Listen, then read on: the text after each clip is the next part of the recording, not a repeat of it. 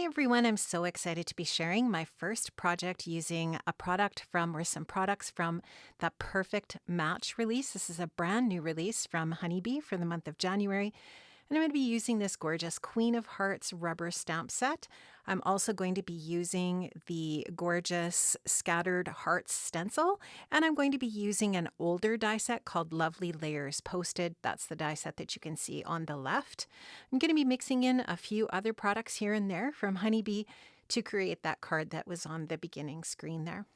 So what I'm going to do to start off with here is I'm going to take a panel of white cardstock that I have die cut from the largest layer from Lovely Layouts Posted. It just creates this really cool postage stamp kind of look for your front card panel.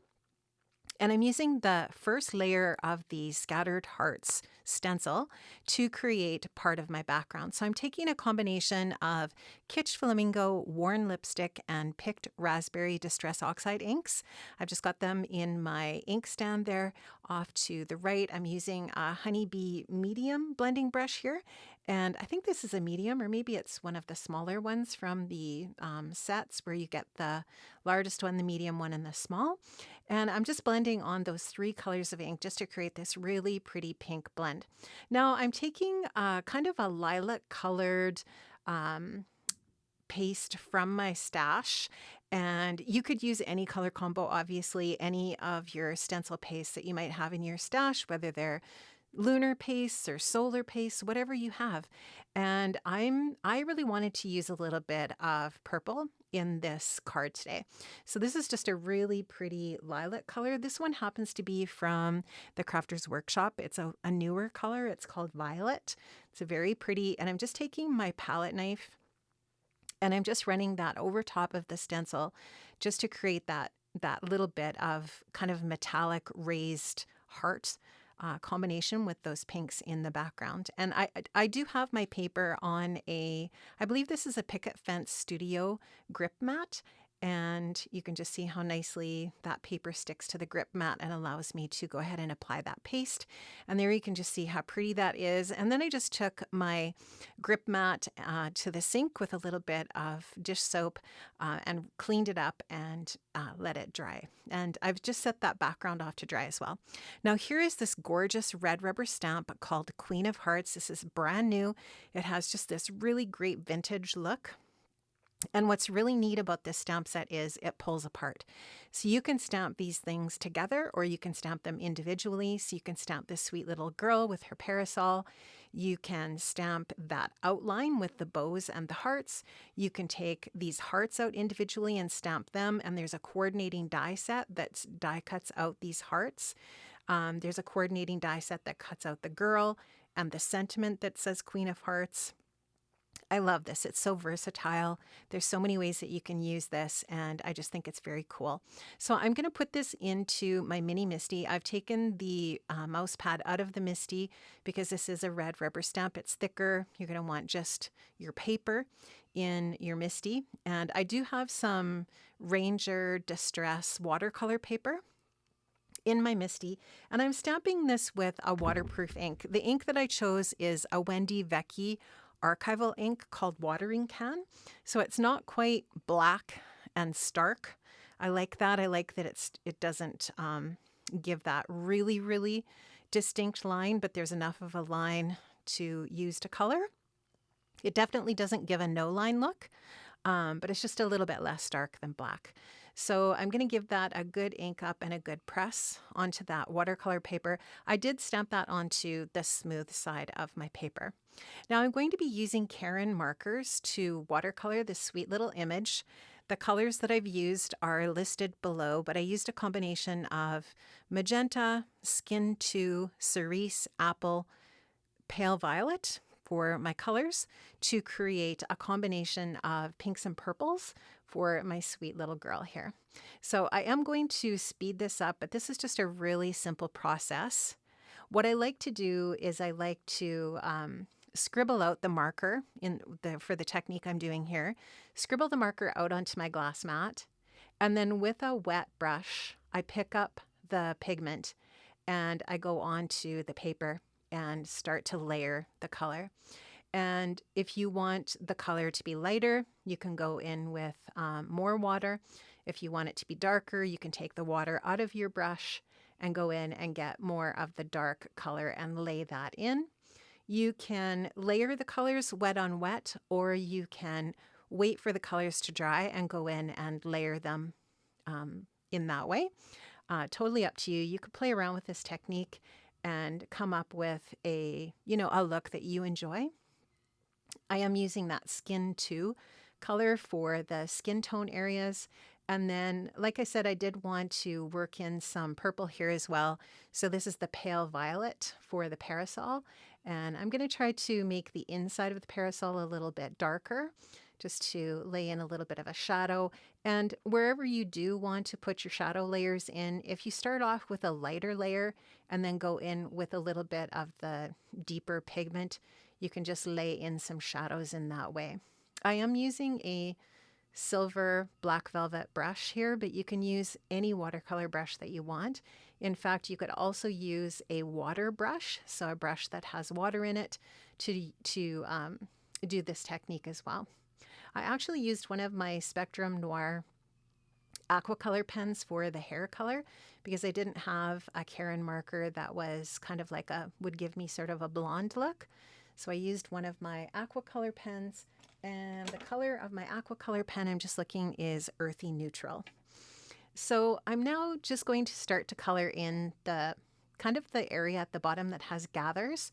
And what I did there was I just started with the light. I go in with the light, then I clean off the brush, take some of the water out of it, and pick up some of the darker pigment. And then I went into where I would think the folds of the fabric are and dropped in that darker color. And then if you want to blend that out, you just clean your brush again and take some of the water out of it, and then go in and blend the darker color out. So this technique is very simple. If you struggle with coloring and you're looking for an easy way to color, I do highly recommend these Karin markers. They do make coloring a project really, really simple and easy. So that is all colored now. You can see that the hearts at the bottom, the little heart flowers, are a combination of purple and pink. I did color her shoes pink, and the top of her dress is pink as well. Sorry, her shoes are purple, and then the top of her dress is pink. So now I am just going to take that coordinating die, and I'm going to run that through my Gemini 2. And I'm also using an embossing folder called Spring Medley. This is an older release from Honeybee, but it is a beautiful 3D embossing folder. So I die cut a piece of white paper using that kind of scrolly die from Lovely Layouts Posted. And then I ran it through my die cutting machine with the Spring Medley embossing folder. And what that's going to do is just break up some of the busy background behind my girl. So I really want those hearts to show up in the background, but I kind of want them to show up as a border. And so the reason why I chose just to use white behind her is so that she stands out a little bit more against that busy background. But I love that. I love the hearts in that background as a border, just because it just adds that little bit of extra detail. I think it looks really pretty. Now I'm going to take my Honeybee liquid adhesive, and I'm going to adhere the card front with the stenciling onto my A2 sized top folding white card base. And I'm just going to make sure that I'm going to give that a really good press and just make sure that that is adhered down. Now with that embossed piece, I'm going to just add some foam adhesive onto the back and pop it up and give it a little bit of dimension. You do not have to do this, obviously. If you like your cards to be less bulky, if you're planning on mailing a card, or you just like your cards to be less bulky, just don't add the foam adhesive here. You could go ahead and add this dimensional piece onto your card front without the foam adhesive. And I'm just making sure that all of that foam adhesive is behind. And now I'll just take that release paper off. And what I like to do is I like to also put a little layer of liquid adhesive onto my foam adhesive, just so that it does give me just a little bit of wiggle time when I go to put this down onto my card front. So I'm just going to take my Honeybee liquid glue, and I'll add just a thin layer of that onto the foam tape. And then I will center that and add that onto those hearts. And now you can just see the pretty little border that I get with that heart stenciling. Now I'm going to take some foam adhesive and add that onto the back of my girl. Again, if you don't want the dimension, you wouldn't have to do this. You can just literally glue this down to the card front.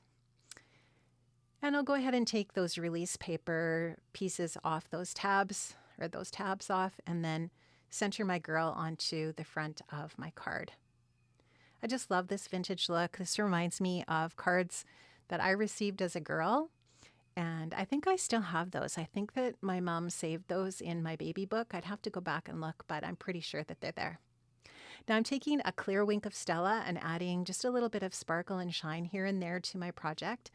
One thing I will warn is that this will reactivate your watercolor, so you just have to make sure if you're going from one color to the next that you do clean off your wink of Stella.